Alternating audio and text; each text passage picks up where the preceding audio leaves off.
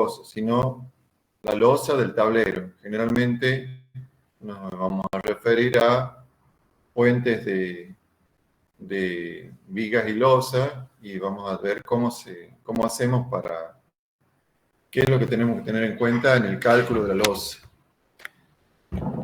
Por ejemplo, como en el caso de la fotografía, que es un puente en construcción formado por vigas y losas, vigas de sección abierta que son prefabricadas en este caso y se completan in situ con una losa. O como este otro caso, este puente también de vigas y losas, este es un puente de Tucumán, en la autopista de circunvalación en el cruce con el ferrocarril, cerca del puente que va al aeropuerto, pero avanzando un poco más hacia el norte en la autopista de circunvalación.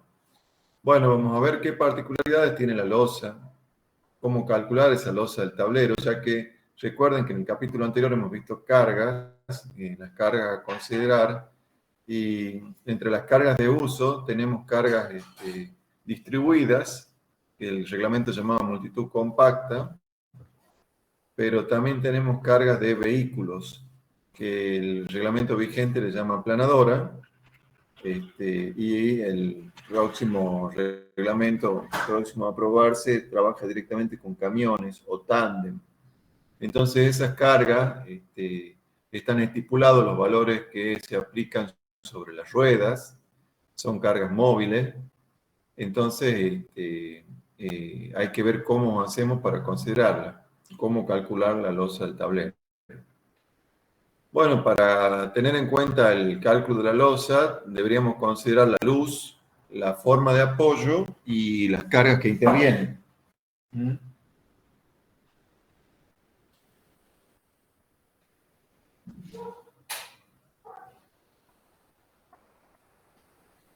En cuanto a la luz, nos referimos a la luz entre apoyos, o sea que en este caso serían las vigas. Estamos hablando de un tablero de puente formado por vigas y losa. La luz sería la distancia entre vigas. Pero podemos tener dos casos que lo consideremos como una losa apoyada en dos direcciones, en una dirección, o como una losa apoyada en dos direcciones. Y eso, como ustedes saben, al igual que en losas de edificio, que ya han visto en Hormigón 1, depende de la relación de lados. Si la losa se aproxima a una sección cuadrada o se aproxima a ello, se puede considerar que las dos direcciones trabajan de manera equilibrada, o sea, se puede considerar que es una losa, se la puede calcular como una losa apoyada en dos direcciones. En cambio, si hay una dirección en una longitud que es mucho mayor que la otra, en el rectángulo que queda formado por la losa, va a haber una dirección en la que la losa carga más que la otra, o reparte más las cargas en una dirección que la otra, entonces vamos a estar hablando de losa apoyada en una sola dirección o en dos lados. En contrapartida, en el otro caso que mencionaba anteriormente, tenemos una losa apoyada en dos direcciones o en cuatro lados. ¿Sí? Bueno, supongamos que tenemos una losa como la de la primera figura, apoyada en dos lados. Entonces sería una losa de gran longitud. ¿Y dónde está el límite entre un caso y otro? Bueno, se considera que cuando la relación de luces es mayor que 2, mayor o menor que 2, limita un caso que el otro. O sea, si yo tengo una losa de 3 por 6, estaría en el caso límite. Si tengo una losa de 3 por 7, la considero apoyada en una sola dirección, una losa que trabaja en una sola dirección. En cambio, si tengo una losa de 3 por 5, podría considerarla como una losa que trabaja en las dos direcciones. ¿Sí? Bueno, nos concentremos en el primer caso, que la losa apoya trabaja en dos direcciones, en forma simplificada para el cálculo, ¿no? En realidad, la losa siempre va a trabajar en las dos direcciones, nada más que en mayor o menor medida en función de qué tanto se aleje de la relación de lados 1 a 1. Aún teniendo una relación de lado mayor de 1 a 2, la losa va a trabajar como quiera, en dos direcciones. Lo que pasa es que cuanto más se aleje de esa relación del 1 a 1, menor va a ser la colaboración en la otra dirección, en la dirección menos cargada. Bueno, supongamos el caso de la figura, primera figura, tenemos una losa en que una dirección es preponderante respecto a la otra, o sea que la podemos considerar que trabaja en una sola dirección, ¿sí? Entonces, ¿cuál es el caso en qué dirección la losa transmite mayores esfuerzos? ¿En la dirección más corta o en la dirección más larga? La más corta. En la más corta, bien. Bien, en la más corta es donde transmite el mayor esfuerzo. Si alguien piensa lo contrario, que hable ahora. En la más corta va a transmitir mayor esfuerzo. ¿Lo ven claro todo por el por qué? ¿Por qué transmite mayor esfuerzo en la dirección más corta? En este caso serían las vigas pintadas de rojo. Las vigas pintadas de rojo van a recibir mucho más solicitación que las otras que no están pintadas. ¿A qué se debe eso? Sí, el radio de curvatura es menor, mayor sería ahí, en la de menor Claro, longitud. como si hacemos cumplir la condición que la flecha en el centro sea la misma, entonces, y nos imaginamos las dos deflexiones, la deflexión en la dirección corta y la deflexión en la dirección larga, entonces ahí nos vamos a dar cuenta que la deflexión en la dirección corta lleva a un cambio de curvatura mucho mayor y eso implica una mayor solicitación, mayores esfuerzos transmitidos, un mayor momento deflector que la dirección corta, que la dirección larga, perdón. Entonces, intuitivamente o con este razonamiento de igualación de flecha, podemos deducir que en la dirección corta es donde se transmiten los mayores esfuerzos.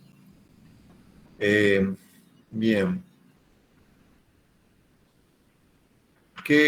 ¿Cómo hacemos para, como decía, tenemos que considerar la luz, la forma de apoyo y las cargas? ¿Cómo hacemos para calcular la losa? Podemos recurrir, o se recurría antes a tablas y diagramas, por ejemplo. Actualmente estas tablas y diagramas que vamos a comentar ahora, estas tablas que vamos a comentar ahora, se siguen usando, pero para una etapa de predimensionado. Con el uso de los programas computacionales, ya resulta más conveniente, sobre todo en el dimensionado, usar un programa computacional para modelar el conjunto del puente, el tablero con sus vigas y sus condiciones de apoyo reales, y ubicar las cargas de los vehículos o de la multitud compacta, distribuidas según lo que digan los reglamentos correspondientes, en las posiciones más desfavorables, según lo que estemos buscando. El máximo momento flector, el máximo esfuerzo de corte, o la máxima reacción, lo que sea. Entonces veamos cómo se trabajaba casi exclusivamente antes de las computadoras y que ahora se lo puede seguir usando como predimensionado. Recordemos con respecto a la carga de uso que vamos a usar tanto la carga distribuida, multitud compacta, que le llama el reglamento vigente, y el vehículo especial. El vehículo especial, en el caso del reglamento vigente, el viejo reglamento del año 1952, es la llamada planadora que ven ustedes a la derecha, de 30 toneladas. Está basada, la 30 toneladas es la mayor, ¿no? Recuerden que también hay una de 25 y una de 20. La geometría es la misma, lo que cambia es la distribución de carga entre las distintas ruedas. Esta aplanadora, este vehículo especial, está basado en una norma alemana, en una norma DIN, y sin embargo después los alemanes hicieron una reforma y utilizaron otro vehículo que está a la izquierda, que es un camión ya no de 2 ejes, sino de 3 ejes, y que puede tener 60 o 30 toneladas según el caso. Pero Argentina no siguió esa modificación, sino que sí permaneció usando la aplanadora original que se muestra en la imagen de la derecha. Como les decía, ahora en poco tiempo esto va a ser cambiado por el reglamento de puentes basado en normas norteamericanas, las AASHTO, que utilizan este camión que se muestra acá en la imagen. Las cargas son diferentes a las que usa la norma AASHTO original. Usa el camión o usa el tándem.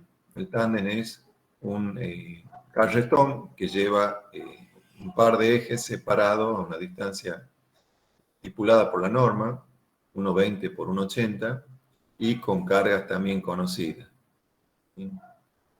Bien, entonces, como ya les comenté en la clase pasada, según la norma que estemos aplicando, vamos a obtener diferentes momentos flectores.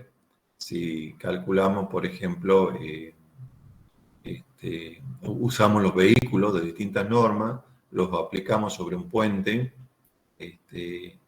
y intentamos calcular el momento flector en la estructura principal de las vigas, por ejemplo, obtendríamos valores diferentes como se muestra en esta figura. Este es un caso resuelto para un puente simplemente apoyado, de un ancho de calzada de 8,30 metros y sin vereda. Entonces acá hay una comparación entre las diferentes normas. En rojo vemos arriba de todo la Dirección Nacional de Vialidad del reglamento del 1952, o sea que para una determinada luz es uno de los reglamentos que mayor momento deflector entrega. O sea, al aplicar las cargas de la DIN o de la DNB o de la British Standard, que es la BS, obtenemos valores de momento flector sobre vigas mucho mayores que si aplicáramos las normas norteamericanas, que son las AASHTO, que están en azul, o la norma española, por ejemplo, que es la IAP, que está en verde. Bien, esto ya lo hemos comentado en la clase pasada, y esto es este mismo gráfico, pero con valores relativos a la DNB. O sea, si divido todas estas curvas en los valores que da la DNB, puedo obtener un diagrama comparativo donde muestro que para valores de luces menores de 26 metros más o menos, la British Standard y la DIN dan valores superiores a la DNB, y por encima de los 26 metros la DNB da los valores mayores a todas las otras normas. Bueno, entonces, respecto a las tablas que se pueden usar, sobre todo como predimensionado, podemos mencionar las tablas de Loser o Lesser, para losas trabajando en una dirección. Después hay otras para losas trabajando en 2 direcciones, y hay otro tipo de tablas más. Lo que hizo Loser hace varias décadas es estudiar la influencia de ese vehículo especial llamado aplanadora, actuando sobre losas que trabajan en una dirección, de un tramo, ya sean de un tramo o continuas.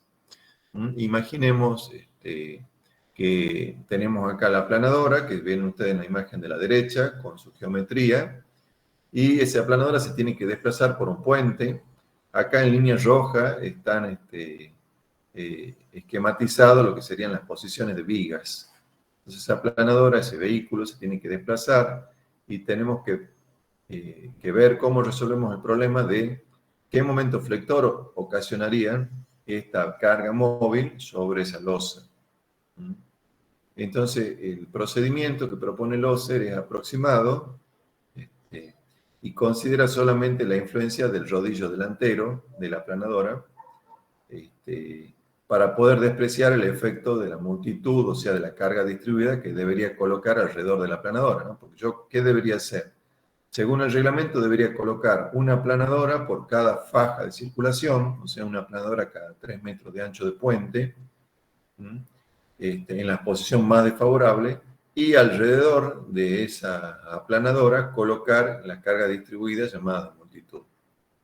Bueno, si yo estoy con un puente, según lo que dice el losa, si estoy con un puente en que la luz de la losa, o sea, la distancia entre las vigas, sea menor o igual que 3,40 metros, puedo considerar solamente el efecto que le produce a la losa. Recuerden que estoy calculando la losa solamente. Puedo considerar solamente el efecto del rodillo de mayor peso, que es el delantero.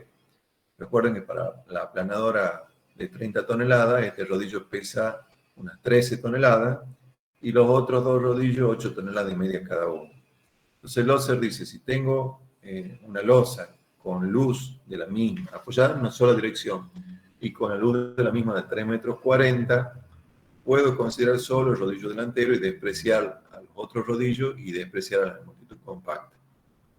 ¿Sí? Entonces, otra de las hipótesis de Loser es que supone que hay un empotramiento perfecto bilateral, o sea, en las dos direcciones, en coincidencia con las dos vigas, para la losa, para calcular los momentos de apoyo.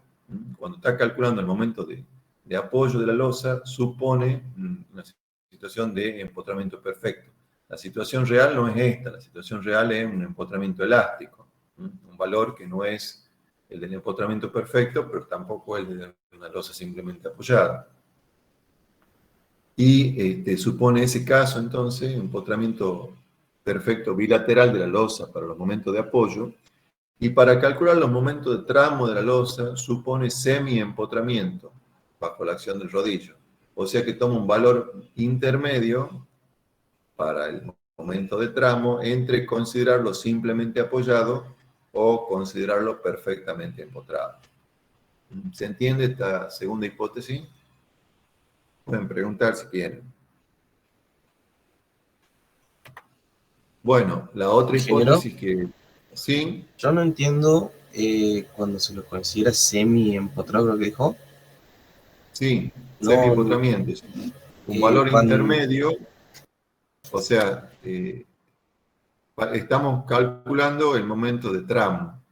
Entonces, supongamos que considero un caso en que la losa está perfectamente empotrada y obtengo un momento de tramo de 10, ¿sí? Después considero otro caso en que la losa está simplemente apoyada, ya no está empotrada. Entonces el momento de tramo que voy a obtener es mayor, ¿no es cierto? Sería 20, por ejemplo. Entonces el caso que considera es un promedio entre los dos, entre 10 y 20, considera 15.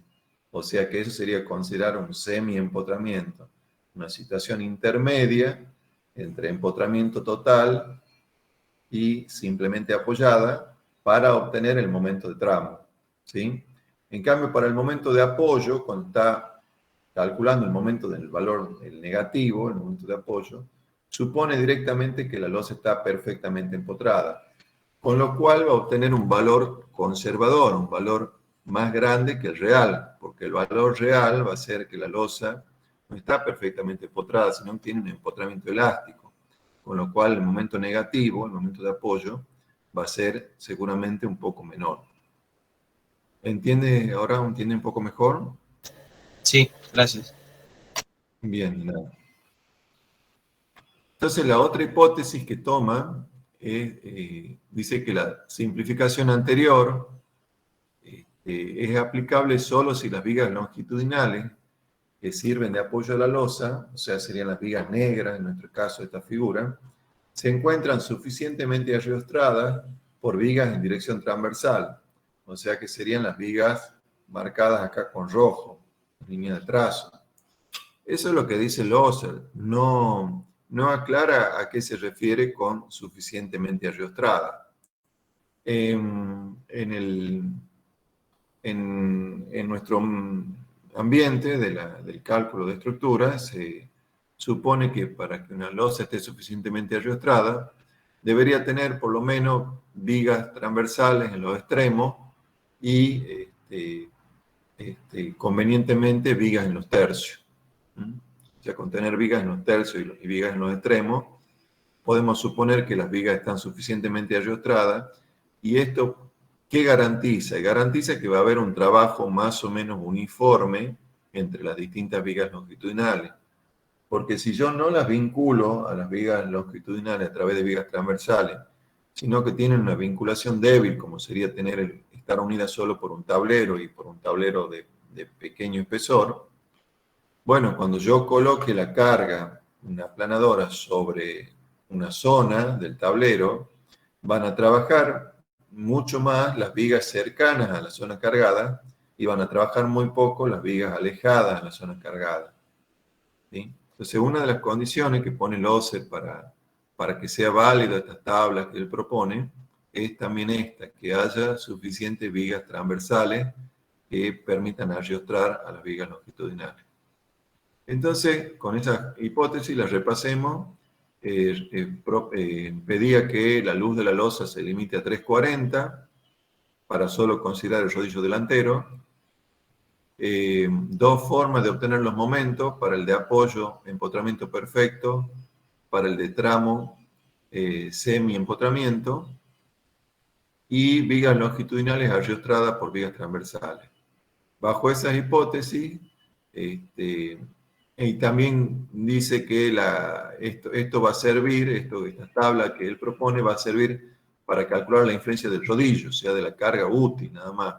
Que luego la influencia de las otras cargas, como la carga permanente, peso propio de la losa, carga de la carpeta, etc., se tiene que resolver por separado con cualquier otro método exacto que contemple la continuidad de las losas.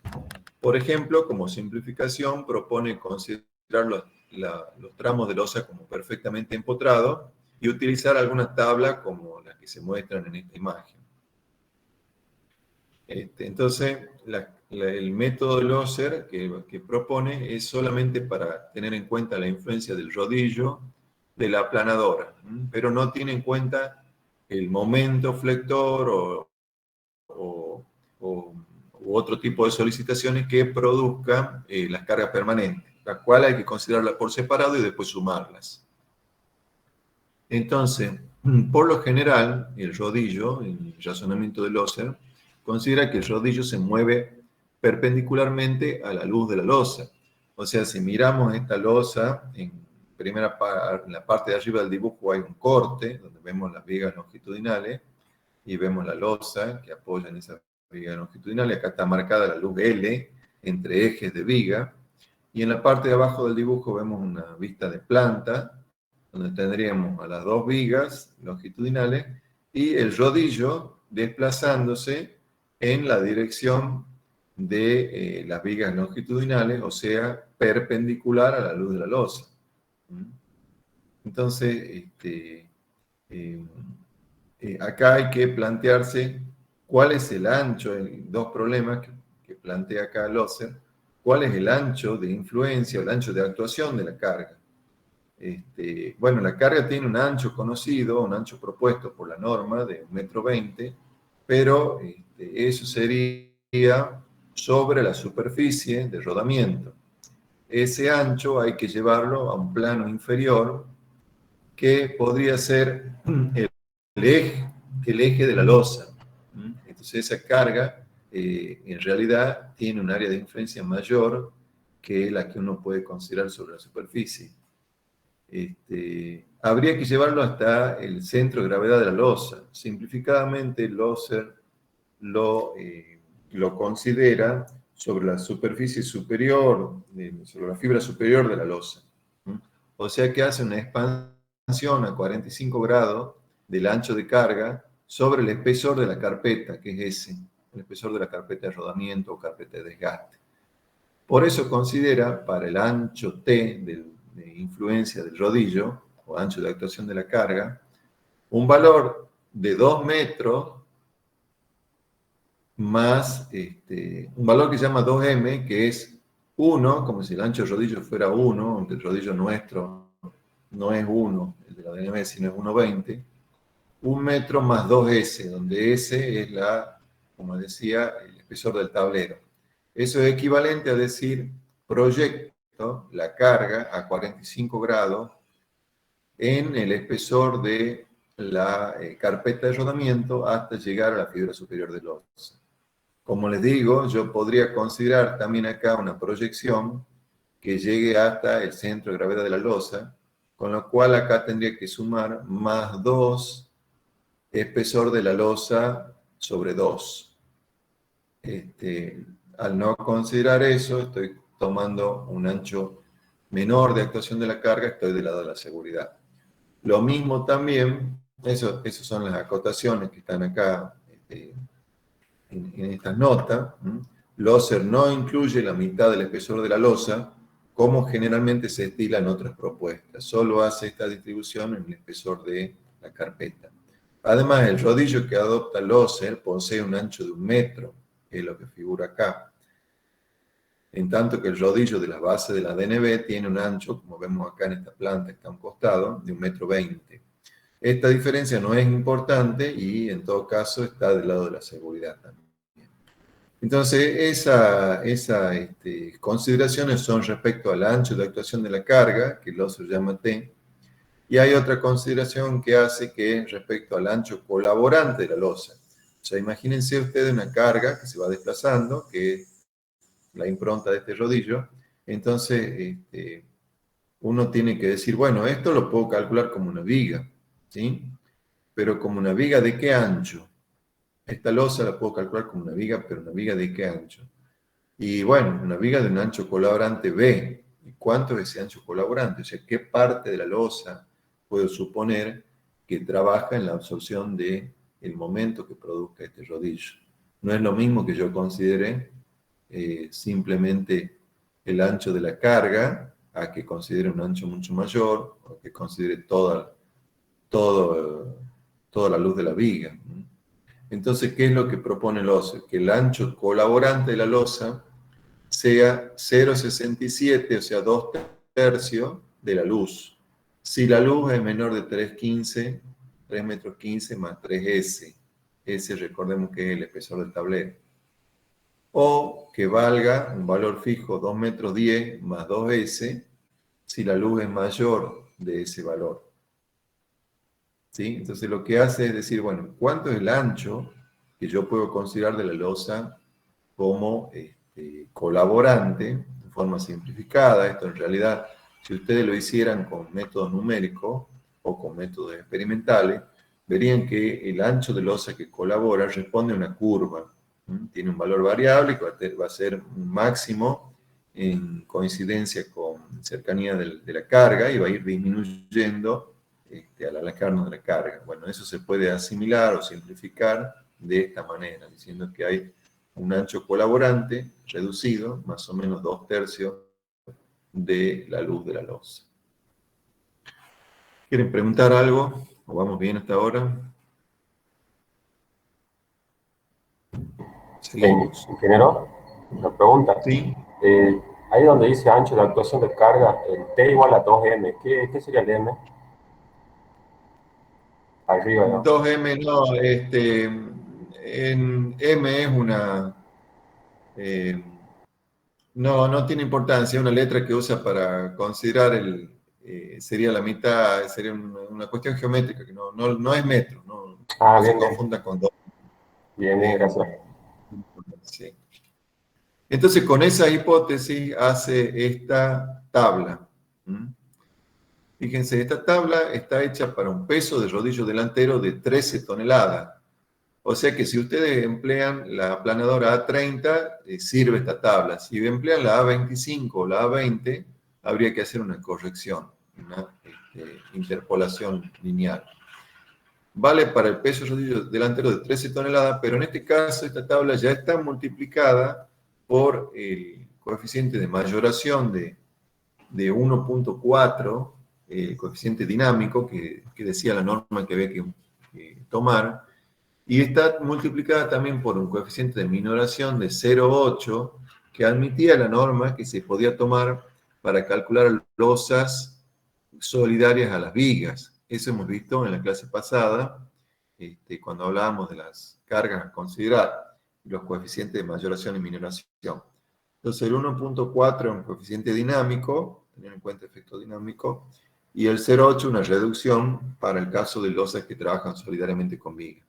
Entonces esta tabla está hecha para valores de rodillo que consideren todo esto, ¿sí? Si trabajan con otra aplanadora o con una losa que no sea solidaria con las vigas, entonces habría que modificar estos valores.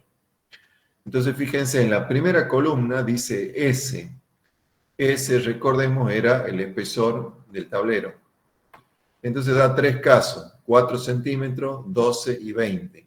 Para valores intermedios habría que interpolar. La segunda columna dice L, que es la luz de la losa, distancia entre ejes de viga. Entonces vale entre 1,40, 1,60, 1,80, de 20 centímetros en 20, hasta 3,40. Recuerden que la primera hipótesis de Loser era que este método es válido para luces menores o iguales a 3,40 metros. Entonces, luego aparece una columna que no la vamos a usar, que es solo indicativa, donde dice B. B, recuerden que era el ancho colaborante, que parte de la losa colabora. Y los valores que aparecen en esa tabla responden a estas condiciones, según estemos en un caso de luz o en otro. O sea, que para luces menores de 3 metros 15 más 3S toma 0,67 dL, y si ustedes se fijan, este valor es siempre 2/3 de la luz hasta los 3 metros 20 por ahí. Bueno, luego aparecen 4 valores de momento. La columna 4 tiene un M0, que es el momento isostático de tramo, o sea, el que se obtendría si la losa fuera simplemente apoyada. ¿Sí? El X es el momento de empotramiento perfecto si la losa fuera bien empotrada, o sea, el momento en el apoyo si la losa fuera bien empotrada. Por eso fíjense que tiene un signo menos. Y luego aparecen dos momentos de tramo hiperestático. El primero es el momento hiperestático de tramo externo y el segundo el momento hiperestático de tramo interno. ¿Qué quiere decir esto? Imagínense que tenemos una losa como esta. Si nosotros hacemos un corte por acá y estamos analizando por el medio, estamos analizando la losa, ¿sí? Esta losa se va a comportar como si fuera una viga continua, formada por 3 tramos. Yo tengo un tramo externo, un tramo interno y un tramo externo. Los momentos de tramo externo, los momentos de tramo externo y los momentos de tramo interno no son iguales. Suponiendo que las luces sean iguales, o sea que la distancia entre vigas sean iguales, ¿cuál momento creen ustedes que va a ser mayor? ¿El momento de tramo externo o el momento de tramo interno? Esto ustedes ya lo saben en materias anteriores. ¿Cuál va a ser mayor? El Escucho ofertas. interno porque tiene una mayor franja de carga. El interno, ¿quién dice? María Victoria. Sí, El interno porque tiene una mayor franja de carga. ¿A qué se refiere con franja de carga? porque dividimos las luces a la mitad y la mitad carga una viga y la otra mitad la otra, entonces las franjas del medio tienen 2 veces. Sí, sé lo que usted dice, pero eso sería si estoy calculando la reacción. Lo que yo no estoy pensando en el momento de la viga, estoy pensando en el momento de la losa. Yo hago un corte por la losa y esa losa se comporta como si fuera una viga de 3 tramos, 2 tramos externos y un tramo interno. Entonces no estoy pensando en la reacción sobre la viga, sino en el momento flector de losa, ¿sí? Que va a ser, voy a tener una parábola con un momento positivo, un negativo sobre la viga interna, otro momento positivo, otro negativo sobre la viga interna y otro momento positivo, y llegaría a cero teóricamente sobre la viga externa. Si ustedes recuerdan de estabilidad 1 o 2 o 3, la 3, donde ven sistemas hiperestáticos, si estudian vigas continuas. Una de las formas de hacer el diagrama de momento flector es colgar los momentos, un método gráfico sería colgar los momentos isostáticos a partir de los hiperestáticos. Bueno, si hacen esto o plantean ecuaciones, van a ver que siempre, a igualdad de luces, los momentos de tramo externo son mayores que los momentos de tramo interno. A ver si lo puedo dibujar con... Si tengo algún programa para dibujar acá.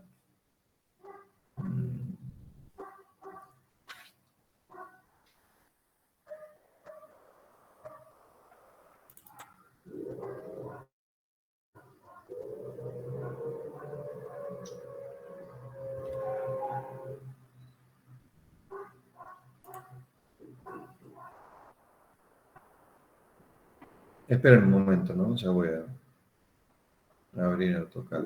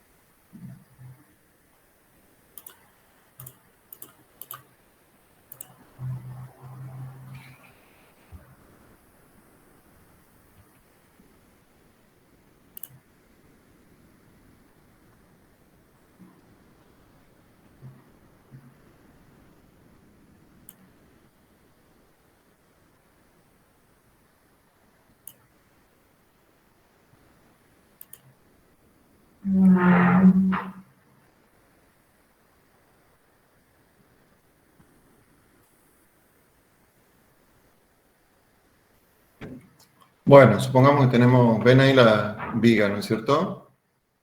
Esta viga representaría a esta losa, ¿sí? Esta losa que vemos acá en planta. Yo le hago un corte, entonces ¿cuántos apoyos encuentro? 1, 2, 3, 4. Son estos 4 apoyos. Esta es la losa, ¿sí? Entonces calculo los momentos de apoyo, que son momentos negativos. Si estoy trabajando con Loser, los podría sacar de la tabla. He comentado que Loser nos da acá el X, que es el momento negativo. Entonces, ¿qué quiere decir? Que yo tendría que colocar acá un momento negativo, por ejemplo. Aquí. ¿Sí?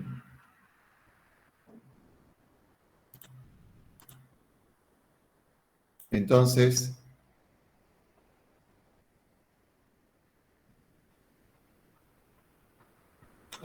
lo que tendría que hacer ahora es agregar los momentos isostáticos.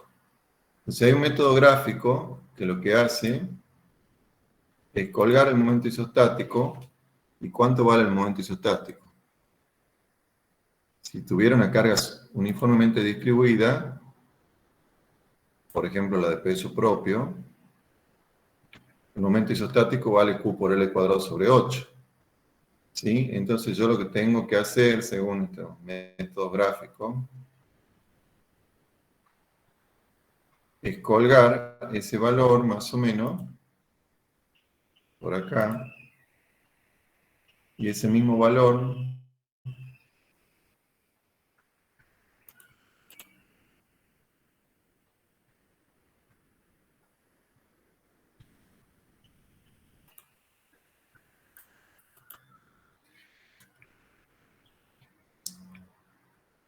bueno, no soy bueno en AutoCAD, nunca me he dedicado. Vamos a hacerlo así nomás. Supongamos que los tres tramos son iguales, cosa que no los he hecho exactamente iguales. Pero bueno, tendría que colgar el valor del momento isostático, que si los tres vanos tienen la misma luz, ese valor acá en rojo es el mismo, ¿sí? Bien.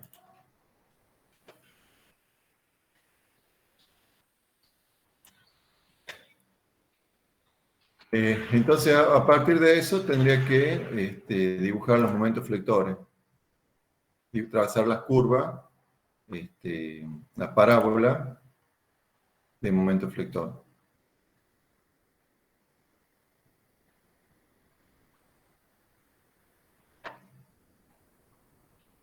Entonces yo lo voy a dibujar así nomás con una curva.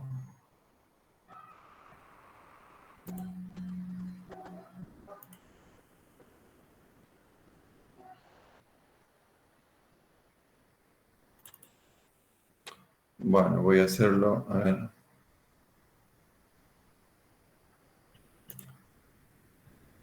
Voy a hacerlo como una poligonal.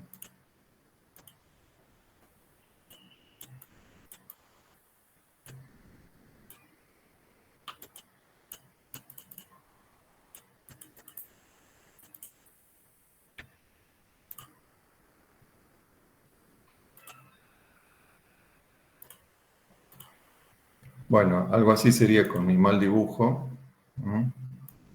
Pero espero que entiendan la idea.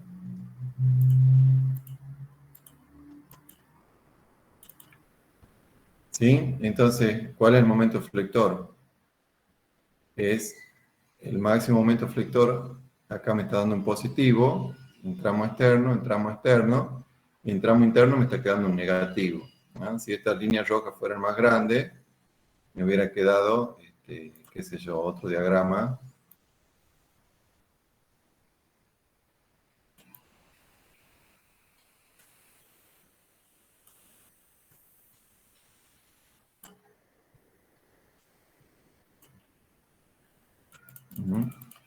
Bueno, pero si hacen este procedimiento, ustedes van a ver que siempre, o sea, lo que hago es colocar los momentos de apoyo, que son los hiperestáticos, unir los puntos. Acá tengo un momento nulo, podría ser que tenga un momento voladizo, tengo un momento negativo por voladizo.